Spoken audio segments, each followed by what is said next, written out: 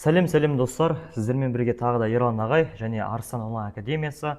Бүгін біз сіздермен бірге 15 ғасырдағы Америка халықтарын талдайтын боламыз. Кеттік, олай болса сабағымызды бастайық.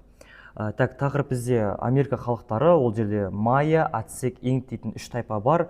Сол тайпаларды қарастырамыз. Яғни бұл қазіргі мынау америкалықтар, иә.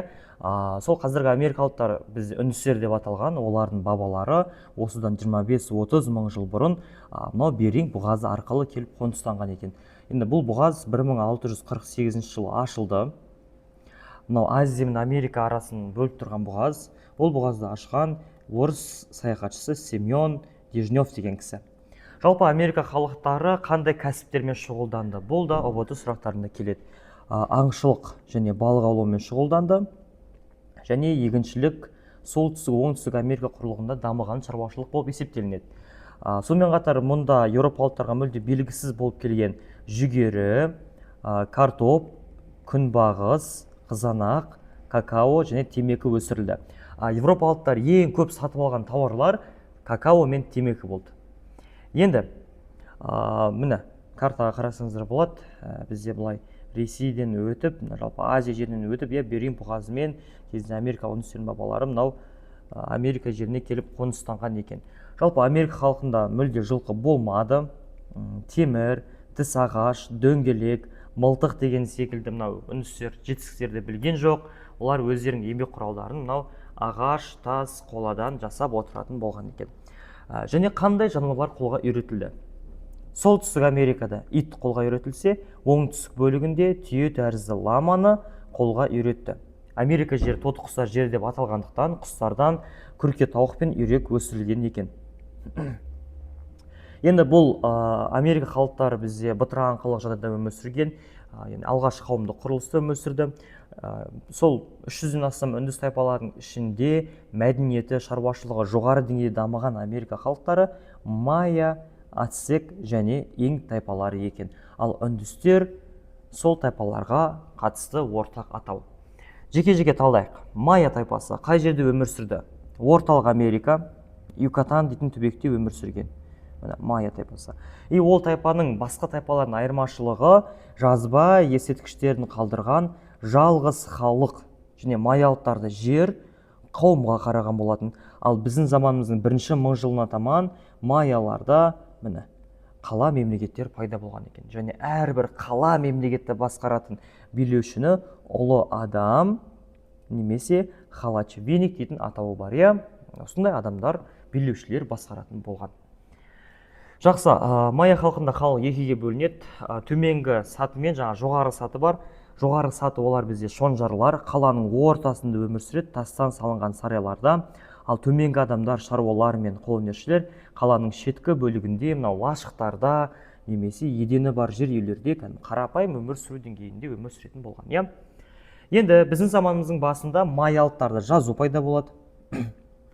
Майялықтар жазу жазған кезде иероглифтерді қыш қаламмен қағазға түсіріп отыратын болды.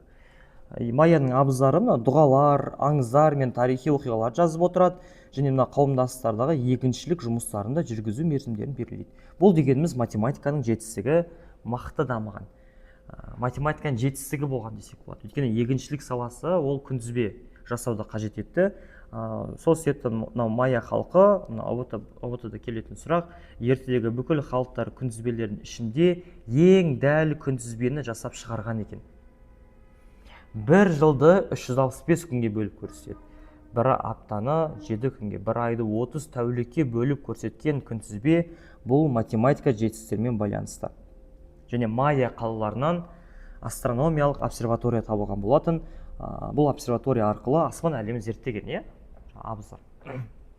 Жалпы бізде обсерватория араб жерлерінде де болған орта ғасырда, Дамаск пен Бағдат қалаларын айтсақ болады. Енді майяның абыздары сол обсерваторияның ішінен нені зерттеді? Қараңыздар, ғаламшарлардың күнді айналып шығуын есептеп шығарды. Бұл бір. Екінші жетістік күннің және айдың тұтылуын алдын ала болжай білді. Енді тоже бізде орта ғасырлық ғалымдар бар. Жер күнді айналады, жер қозғалады деген болжамды айтқан. Ол араб ғалымы Әбу Райхан әл-Бируни және үнді ғалымы Арабхата. Ал сәулет өнерінде майялықтар не істеді?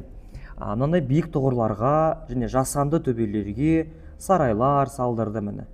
Текшелі пирамида түріндегі міне храмдар салдырған екен.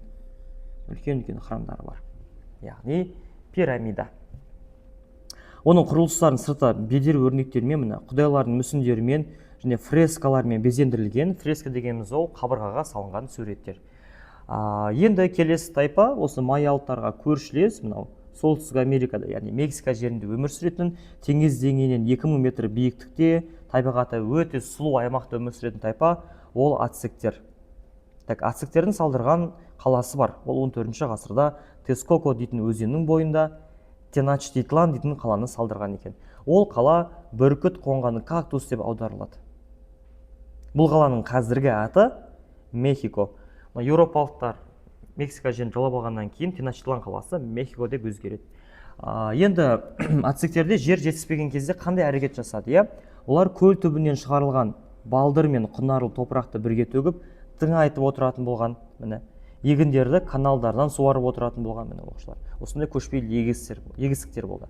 Және ацтектер мына көрші тайпаларына соғыстар ашып, соларды жаулап, бағындырып, алым салықтар төлеткізді, олардың халқын құлдарға айналдырды, яғни көрші тайпаларды да. Тайпаларды міне көзден басқарады. Ал ең басты қалаларын ацтектердің әкімдері басқарады екен, және алым салық жинаушылар бар. Шонжарлар, яғни байлар, оларда лауазымды қызметкерлерге қойылды, атқарған жұмысы үшін жалақы алып отыратын болған. Енді ацтектер негізі майялықтар секілді андай бір мәдениет саласына қатты қызыққан жоқ, білім ғылымға деген секілді. Ацтектер олар әскери салаға қызықты. 150 мың жауынгері болған Американың халқы десе, ацтектерді белгілейсіздер. Жақсы ма? Қолөнерде болған жетістіктері қандай? Олар алтын мен күмістен нақышты әшекейлер соқты. Зергерлері қымбат тастарды шебер қырлап, нәзік өрнек салу жұмыстарын орындаған екен. Яғни өрнектелген ыдыстар жасайды. Мынау мата тоқиды, матаның астына әрине құс қауырсындарын пайдаланып кестелеген болатын. Сонымен қатар мектептер болды. Қарапайым ацтектердің балалары егіншілікке, қолөнер ісіне және соғыс ісіне байланысты оқитын болған. Ал бай ацтектер шонжардың балалары, яғни олар тереңдетіліп білім алды. Жазу, тарих, дін, мәнерлеп оқу, есептеу, астрономия, поэзия, шешендік өнер деген секілді бүкіл мынау не оқыды, қандай пән бар, сол бүкіл пәндерді оқытуға тырысқан екен. Ал ацтектердің әнші ақындары қандай жұмыс жасады? Олар ацтектердің гимндерін, дастандар мен табиғат жөнінде өлеңдерін шығарып отыратын болған. Мынау мектеп баспасында кездесетін ацтектердің екі билеушісі келеді. Олар Монтесум, бірінші және екінші. Бірақ олардың кезінде испандық конкистадорлар Америка жерін жаулап алды. Конкистадор дегеніміз ол жаулап алушы деген сөз, ал реконкиста деген сөз қайтарып алу деген сөз. Екі бір-біріне қарама-қарсы. Эрнан Кортес деген ол еуропалық қарақшы. Испания жерінен әскер жинап, испан королінен рұқсат сұрап, ацтектердің жерін жаулап алуға аттанған екен. 1525 жылы Отумба дейтін шайқас болып өтеді. Мексика жазығында. Сол жерде ацтек мемлекетінің негізгі күштерін талқандайды Эрнан Кортес. Осыдан кейін ацтек мемлекеті жойылып, Теночтитлан қаласы Мехико қаласы деп өзгереді. Соңғы қарастыратын Америка халқы ол инктер оқушылар. Олар Американың оңтүстік бөлігінде, яғни Латын Америкасында, сол оңтүстік Америкасының батысында Перу дейтін елі бар, сол жерде орналасқан. Енді қасында кейін Аргентина жерлерін, Колумбия бар, Боливия деген секілді елдерді жаулап алып, территориясын кеңейтеді. Олардың астанасы Куско қаласы болды. Бұл қазіргі Лима. Лима дейтін қала, Лама емес оқушылар, Лима. Лама ол жануар. Лима дейтін ол қазіргі Перу мемлекетінің астанасы. Аңыз бойынша бұл инктерді күннің балалары деп айтады. Және инктердің дәуірлеуі басталған, инктердің жерін ұлғайтқан, халықтың санын 6 миллионға дейін жеткізген тарихта бір билеуші бар. Оның есімі Пачакути. Пачакути екен. Жақсы, ал инктердің майя мен ацтектермен салыстырғандағы айырмашылығы, ерекшелігі десек болады, 4 жылдық мектеп болды. Әр жылында әр түрлі нәрсе оқытады. Ең бірінші жылында ұлттық тілі кечуа тілін оқытады екен. Екінші жылында дінді оқытады. Ал үшінші және төртінші жылдарында өмірге қажетті білім оқытылған екен. бірақ интернде тағдыры көп ұзамай жойылды, мемлекетте тарихы жалпы тас талқаны шықты, өйткені еуропалық жаулап алушылар Перу жерін жаулап алды. Мысалы 1538-41 жылдар міне Франциско Писарро интерн мемлекетін жаулап алған қарақшы және Лима дейтін қаланың негізін салады.